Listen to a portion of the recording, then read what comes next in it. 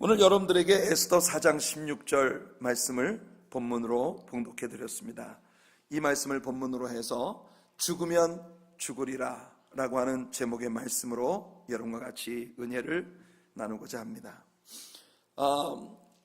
아마 오늘 에스더 4장 전체의 내용을 포괄적으로 다루게 될 텐데요, 지난 수요일 저녁 우리들의 성경 여행을 통해 우리는 에스더 3장에서 하만이라고 하는 자가 점장이를 데려다가 부르 곧 제비를 뽑아서 유대 종교력의 12월 달인 아달월 13일을 페르시아 127개 프로빈스 안에 있는 모든 유대인들을 한날 한시에 대학살을 할 수 있는 그런 날짜를 받아놓고 왕에게 유대인들을 모함하는 간언을 하여 왕의 어인이 담긴 이 반지를 가져다가 자기가 조서를 쓰고 그리고 왕의 어인을 찍었습니다.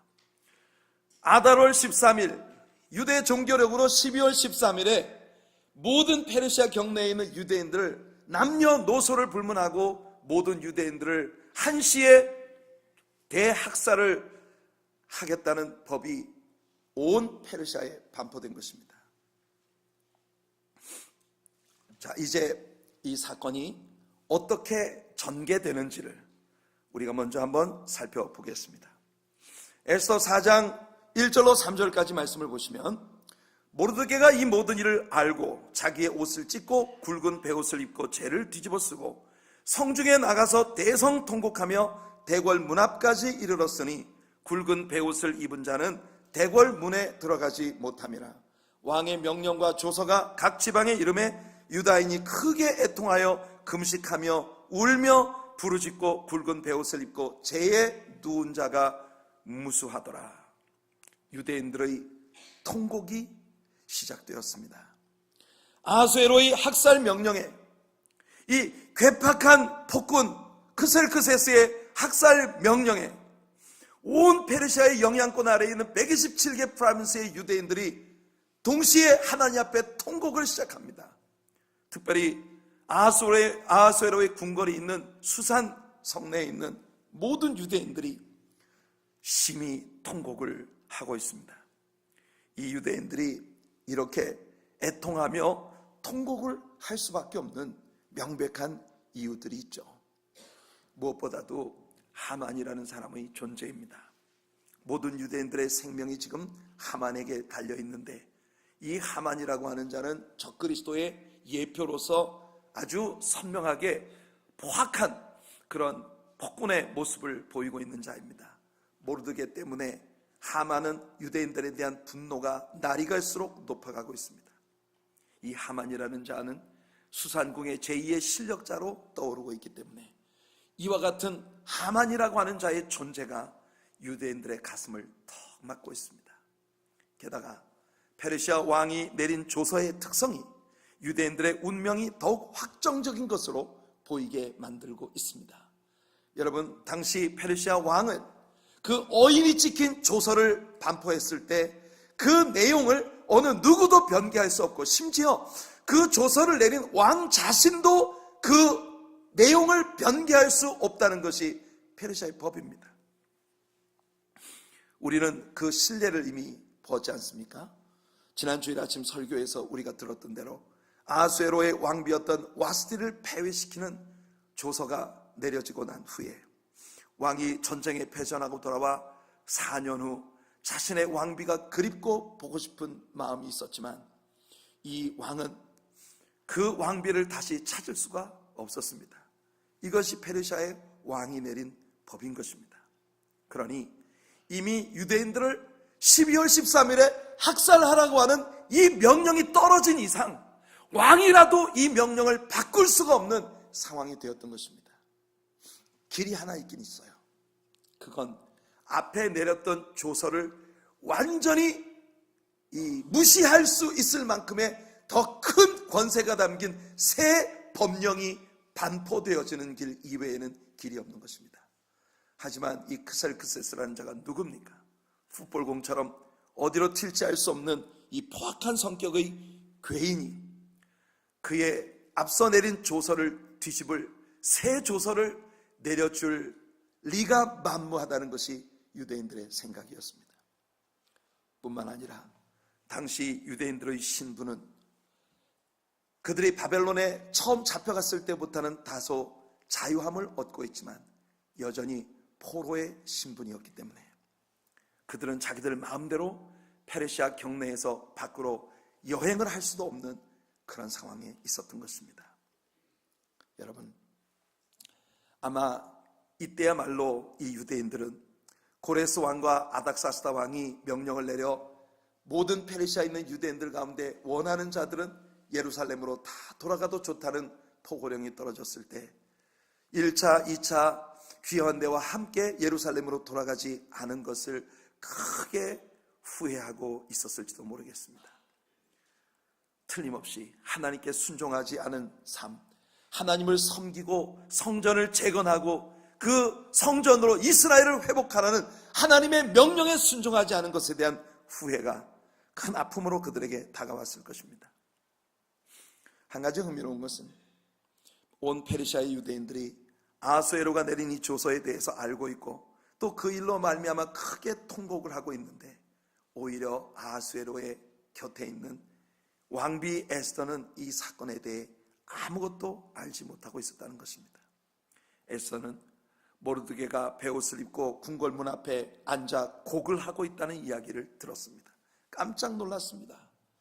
왕의 앞에서 슬픈 기색을 띠기만 해도 처형을 당하는 것이 수산궁의 법칙인데 궁궐 문 앞에 그렇게 슬픈 기색을 하고 조복을 입고 그리고 재에 엎드려서 저 괴이한 짓을 하고 있다가 왕의 눈에 띄기라도 하면 그건 곧 처형이었기 때문에 에스더는 깜짝 놀래 사람들을 보내 모르드게에게 왜 이와 같은 짓을 하느냐, 내시에게 옷을 보내 새 옷을 갈아입고 정신을 차리라고 모르드게에게 전가를 보냅니다. 하지만 모르드게가 거절했다는 이야기를 듣고 왜 이런 일을 하는지 가서 자초지종을 물어보고 와라, 내시를 보냅니다. 그때 모르드게가 하만이 행한 모든 일들을 에스더에게 다 고했죠. 사실 이때까지 에스더는 자신이 유대인이라는 사실을 숨기고 있었던 것이에요. 그런데 이제 모르드게는 에스더에게 그녀가 유대인이라는 사실을 왕 앞에 드러내고 그리고 왕 앞에 유대인들의 생명을 구원해 주도록 요구하라고 에스더를 압박하기 시작하는 것입니다. 왕에게 나아가 유대인들을 구해줄 다른 법을 제정해 주도록 요청을 하라는 것이에요. 그러나 이 일은 에스더에게 있어서 어쩌면 생명을 잃게 될지도 모를 아주 위험천만한 일이었습니다. 페르시아의 왕궁의 법은 심지어 왕비라 하더라도 왕이 부르기 전에 왕 앞에 얼굴을 보였다가 왕이 금지팡이를 그 사람을 향해 내밀어 주지 아니하면 누구든 왕을 암살하려는 계획으로 왕에게 다가온 것으로 간주되어 처형을 당하는 것이 궁궐의 법도였던 것입니다. 그러니까 에스더는 모르드게에게 나는 왕에게 갈 수 없다고 말을 합니다. 특별히 왕이 에스더를 왕비로 맞이하고 난 다음 얼마나 큰 파티를 열었습니까?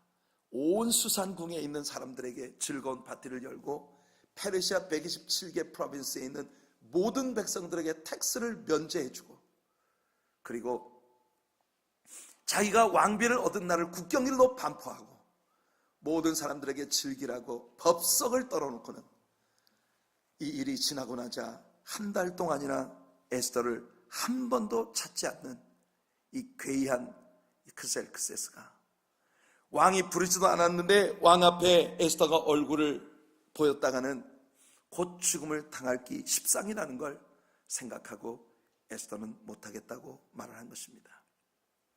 그래서 모르드게는 에스더에게 더욱 강경하게 압박을 가해옵니다. 13절과 14절을 보시면 모르드게가 그를 시켜 에스더에게 회답하되 너는 왕궁에 있으니 모든 유다인 중에 홀로 목숨을 건지리라 생각지 말라. 이때 내가 만일 잠잠하여 말이 없으면 유다인은 다른 데로 말미암아 노임과 구원을 얻으려니와 너와 내 아버지 집은 멸망하리라. 내가 왕후의 자리를 얻은 것이 이때를 위함이 아닌지 누가 알겠느냐. 성도 여러분, 우리는 모르드게의 이 짧은 말 속에서 모르드게가 가지고 있는 4가지 아주 분명한 확신을 발견하게 됩니다. 모르드게의 첫 번째 확신은 네가 왕궁에 있다고 해서 온 유대인들이 다 죽임을 당하는데 너 혼자 살아남을 수 있다고 생각지 말라는 것이었습니다. 지금 하만을 통해 일어나고 있는 유대인들의 학살 계획이 단순히 한 정치인의 그런 그 야망이 빚은 위험천만한 일이 아니라 사탄이 그 배후에 있어 끊임없이 세계 역사 가운데 일어났던 엔타이 세미티즘의 한 줄기로서 이 유다인들이 학살을 당하는데 왕비라고 해서 모면할 수 없다는 이 상황의 절박함을 모르드게는 직시하고 있었던 것이에요. 그 다음 두 번째로 모르드게의 확신은 설령 내가 우리를 위해 중재하지 않는다 하더라도 유대인들은 분명 다른 데로 말미암아 노임과 구원을 얻을 것이다. 왜냐하면 모르드게는 모세의 율법을 확실히 알고 있는 사람입니다. 모세 오경 가운데 창세기를 통하여 출애굽기를 통하여 우리 하나님께서 뭐라고 반포하셨습니까? 아브라함의 후손들을 하나님께서 절대로 멸하지 아니하시고 아브라함의 후손들을 끝까지 지켜주실 것이라고 언약 백성으로서의 확약을 하나님께서 그들에게 주셨지 않습니까? 너희는 내 백성이 되고 나는 너희들의 하나님이 될 것이다. 성도 여러분, 모르드게는 하나님의 그 언약을 믿었던 것이에요.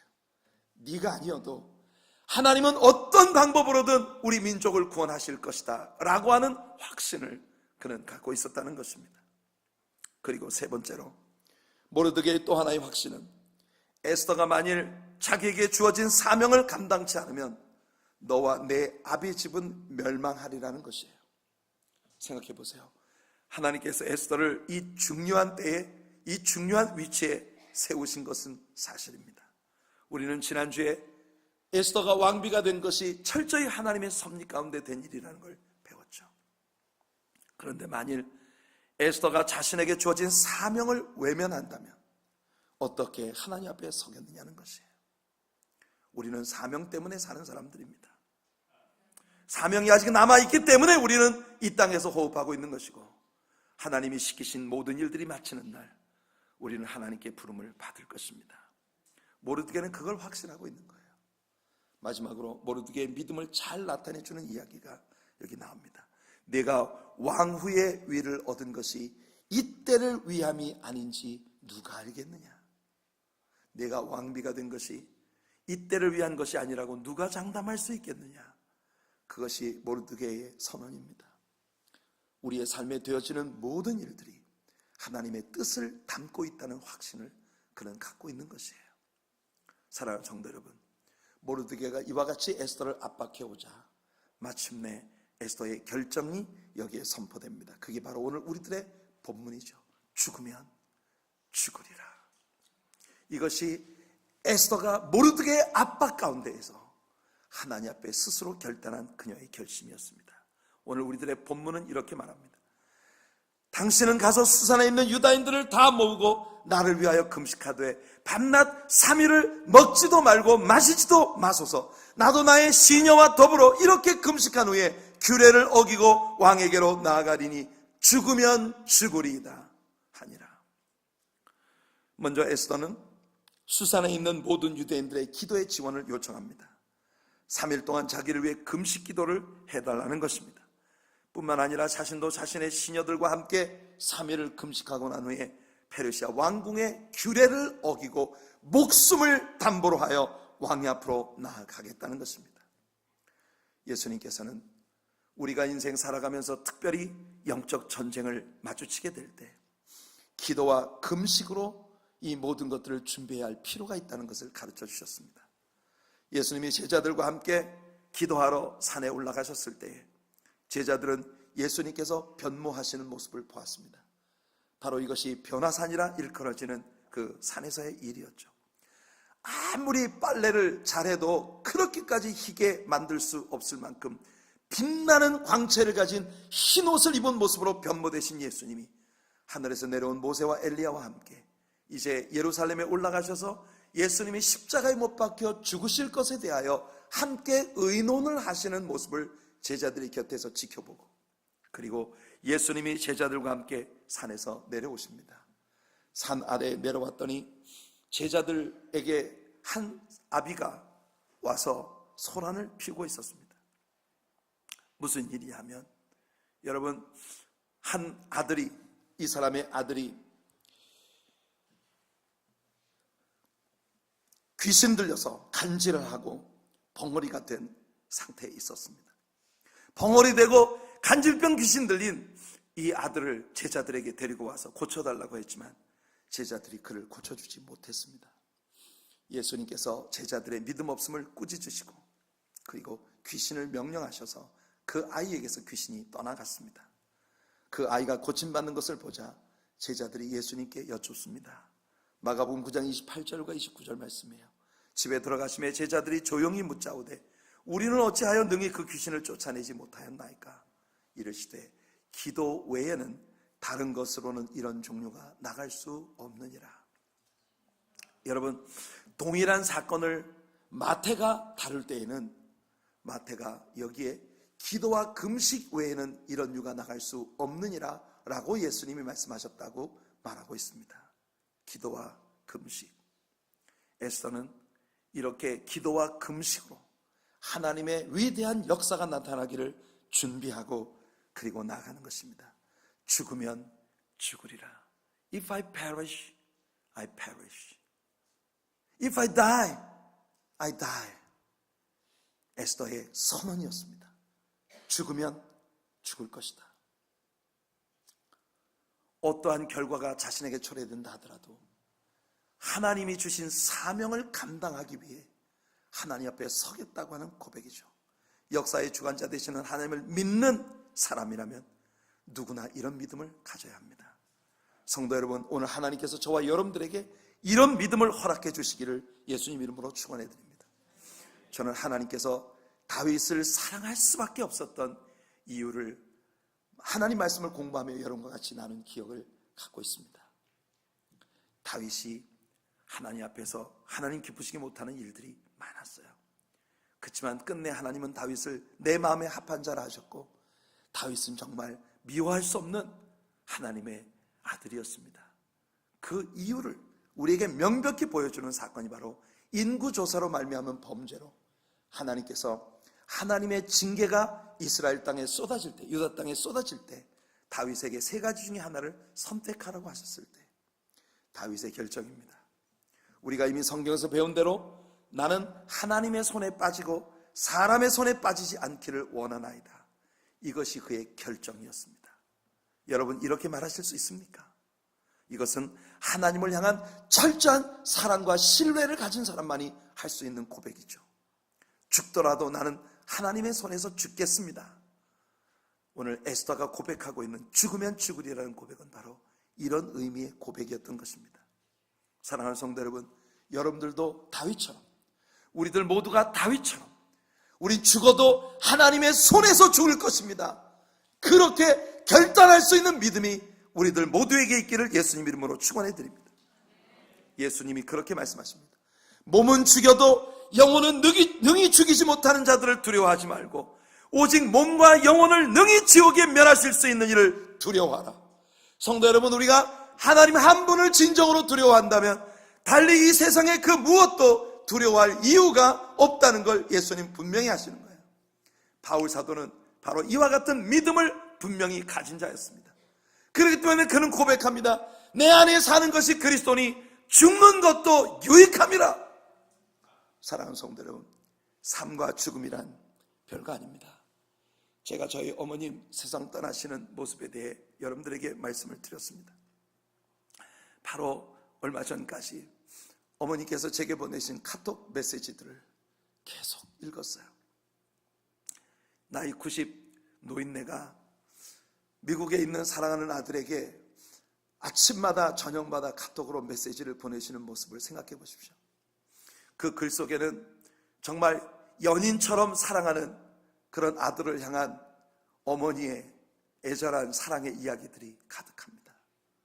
아침마다 보고 싶어 하시고 저녁마다 그리워하시고 그러면서도 엄마 때문에 걱정하지 말아요. 오늘 병원에 갔었는데 늙어서 그렇대. 이제 하나님께 가기 위해서 내 몸이 자꾸 변하는 거니까 목사님 내 걱정하지 말고 목사님 건강하게 사명 잘 감당해야 돼요. 그렇게 저에게 보내주신 메시지. 오늘 아침에 교회로 오는 길에 어머님이 마지막으로 병원 들어가시기 전에 제게 보내주셨던 동영상을 틀어놓고 그 속에 있는 음악과 그 영상 속에 있는 메시지들을 읽었습니다. 사랑하는 성도 여러분, 사람이 살아있다고 하는 건 아직 내가 숨을 쉬어야 할 이유가 있다는 것, 그 이상도 이하도 아닌 것 같습니다. 하나님께서 우리에게 시키신 일이 모두 다 한다면 그때 우리는 하나님께로 가는 것이죠. 이것이 신자에게 있어서 삶과 죽음의 의미가 아니겠습니까? 사랑하는 성도 여러분, 하나님께서는 우리들 모두에게 살아있는 동안 하나님의 영광으로 꽉 채운 사명 감당하는 사명자의 삶을 살고 주님 오라고 부르실 때 의기양양하게 찬송하며 그렇게 주님의 품에 안기는 것, 주님 우리에게 그것을 원하시고 계신 것입니다. 이것이 에스더 4장 안에 오늘 우리들의 눈앞에 펼쳐져 있는 모든 사건의 전말입니다. 자, 이 에스더 4장이 오늘을 사는 우리들에게 주는 영적 교훈들을 몇 가지 정리하고 말씀을 마치겠습니다. 먼저 모르드게가 우리에게 주는 교훈을 생각해 보죠. 그가 처해있던 현실은 그로 하여금 통곡을 할 수밖에 없게 만드는 현실이었습니다. 하만의 존재는 점점 더 큰 현실로 그들 앞에 버티고 서 있었고, 게다가 왕의 명령은 전혀 변개할 수가 없었으며 포로의 신분상 그들은 함부로 페르시아 밖으로 도망을 칠 수도 없는 상황이었습니다. 때때로 우리들의 인생의 어떤 순간 우리들도 같은 상황에 빠질 때가 있지 않습니까? 이러지도 저러지도 못할 기막힌 상황에서 문제의 장벽은 점점 더 높아가고 점점 더 두터워가는데 내가 여기서 무엇을 할 수 있는 것이 아무것도 없는 그런 상황 가운데 빠질 때, 여러분의 사업의 현장에서, 여러분들의 가정사에서, 여러분들의 자녀를 양육하는 일에서 얼마나 많은 때 우리들에게 이와 같은 트랩에 빠진 것 같은 상황들이 닥쳐옵니까? 사명 감당하는 우리의 교회 생활 속에서 너무나 많은 때 우리들에게 이런 상황이 오죠. 이민자들로서 이 땅에 살고 있는 우리들에게는 시시때때로 자존심 상하고 마냥 하나님 엎드려 울 것밖에 아무것도 할 수 있는 일이 없는 그런 심정이 되게 만든 일들이 비일비재합니다. 이런 모든 상황들이 좀처럼 해결될 기미가 보이지 않고 자신은 점차로 더 왜소해져만 가고, 그와 같은 상황에 빠질 때 우리는 모르드게를 통해 신앙인의 지혜를 배워야 합니다. 무엇보다도 우리 앞에 되어지는 모든 일들이 하나님의 섭리의 손길에 의해서 움직여지고 있다는 사실을 신뢰해야 합니다. 모르드게는 에스더가 만일 유대인들을 돕지 않아도 하나님은 다른 데를 통해서 반드시 그 일을 행하실 것이라고 믿었습니다. 성도 여러분, 모르드게를 통해 우리들 모두에게 이 믿음이 주어지게 되는 귀한 은혜가 있기를 축복합니다. 매튜 헨리의 책에서 유대인들의 전승에 나오는 한 모르드게와 연관된 흥미로운 이야기를 읽었습니다. 모르드게가 에스더를 만나러 가는데 마침 회당에서 돌아오는 3명의 유대인 소년들을 만났답니다. 모르드게가 아이들에게 너희들 오늘 학교에서 뭘 배웠느냐 하고 묻자 그 3명의 유대인 소년들이 각기 그들이 그날 배운 성경 구절을 모르드게에게 전해주었답니다. 첫째 아이는 잠언서 3장 25절과 26절을 배웠다고 했는데, 너는 갑작스러운 두려움도 악인에게 닥치는 멸망도 두려워하지 말라. 대저 여호와는 내가 의지할 이시니라. 내 발을 지켜 걸리지 않게 하시리라. 둘째 유대 소녀는 나는 이사야 8장 10절을 배웠습니다. 이사야 8장 10절은 너희는 함께 계획하라. 그러나 끝내 이루지 못하리라. 말을 해보라. 끝내 시행되지 못하리라. 이는 하나님이 우리와 함께 계심이니라.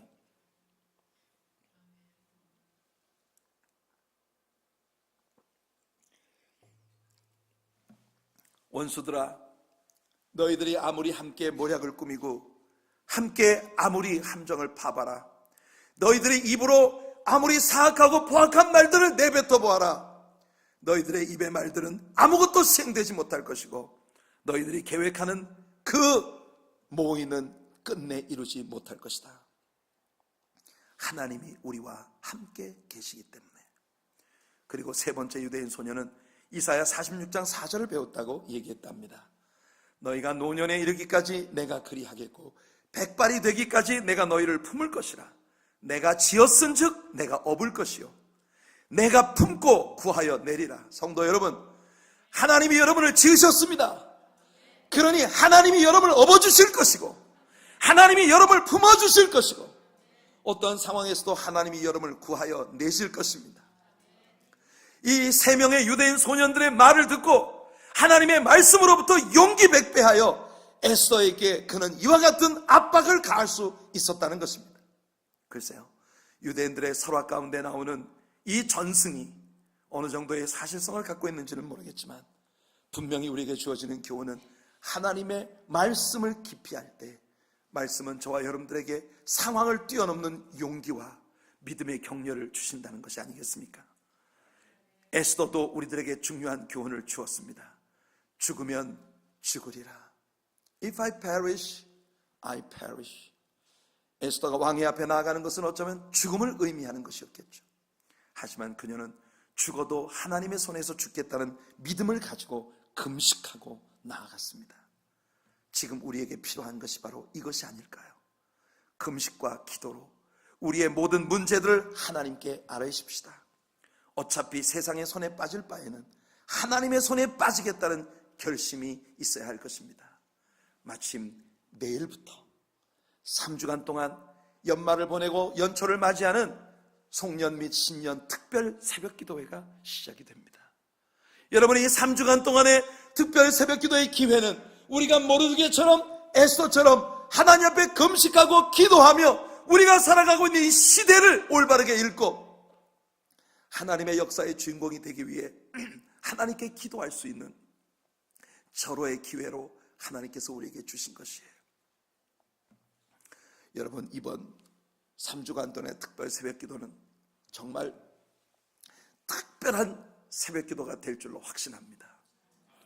왜냐하면 이번 3주간의 특별 새벽 기도를 준비하는데 제가 정말 거의 한 달 가까이를 고민하고 힘들어했어요.